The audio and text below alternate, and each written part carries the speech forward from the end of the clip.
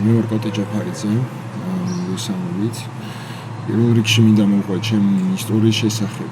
მე ვარ დაჭერილი 2 გრამი MDMA-ის გამო, ანუ ეგრეთ წოდებული ექსტაზი.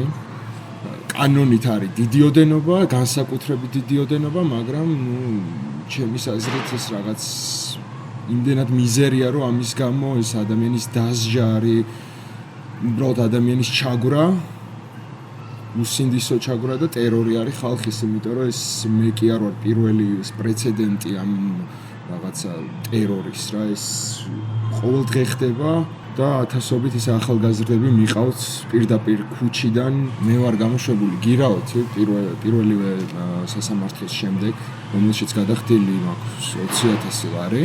99 თუ 100% ალბათ მომიწევს ერთი წელი ციხეში გატარებით. მუშაობდი გზის სამშენებლო პროექტში, სადაც ვაშენებდით ავტობანს და მუშაობდი ხარისხის კონტროლის სპეციალისტად.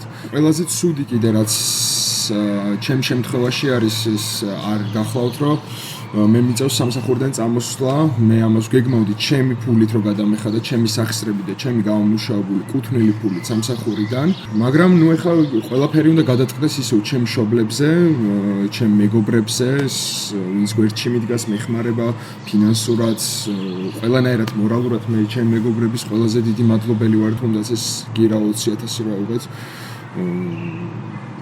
დამეთანხმებით და ძალიან ბევრია. კოლოსალურ თანხას არ უნდა ითხოვდეს სახელმწიფო, როცა ხელფასებიც არ აქვს ადამიანს ნორმალური ანუ სახლი უნდა გაყიდო, მაშინ გარეთ უნდა დარჩე, რომ ერთი წელი წახვიდე ციხეში ამავდროულად ადამიანს უკლავ ყველანაირ საფუძველს უთხრი და მე ამავდროულად თხოვ, რომ შენ ეს უნდა მომცე, იმიტომ რომ თუ არ მისცემ შენ ამას, მე საშინლად განწირული ხარ რა, მომიწევ და მაშინ 8 წლით წასვლა ციხეში მინიმუმ. 8-დან 20-მდე, აქ უკვე მოსამართლე გადაწყვიტავ და რამდენს მომისჯი და ამის შემდეგ და იმედები არ არის.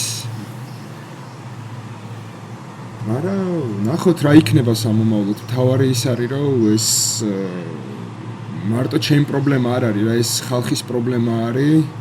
ეს ჩვენი ერის პრობლემა არის და ჩემი აზრით ეს არ უნდა დაუშვათ რა და უნდა ავდგეთ რაღაც ხმა მოვიღოთ აქტიურად უფრო, ბევრად უფრო აქტიურად ვიდრე ეს დღეს მიმდინარეობს, ბევრად უფრო უნდა ვიყოთ ის მიმწოლები, იმიტომ რომ თუ ჩვენ არ მივაწვევით, ისინი მოგვაწვევიან და ჩვენ ხმას ვეღარ ამოვიღებთ და ესე დავიჩაგრებით ყოველთვის როგორც დღეს ხდება რა და ვერ შველით ბევრ ადამიანს ამავდროულად რა. ძალიან ნეგატიურად აისახება მის ჩემ რაღაც მომდევნო წლების ცხოვრებაზე, ჩემ მიზნებზე, რაც დასახული მქონდა ამ პერიოდში.